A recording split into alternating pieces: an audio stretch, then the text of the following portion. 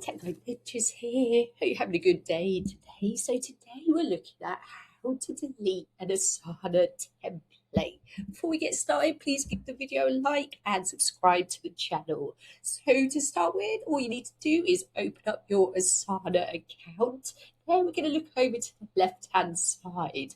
So I'm going to click on one of my projects and show you how to delete it.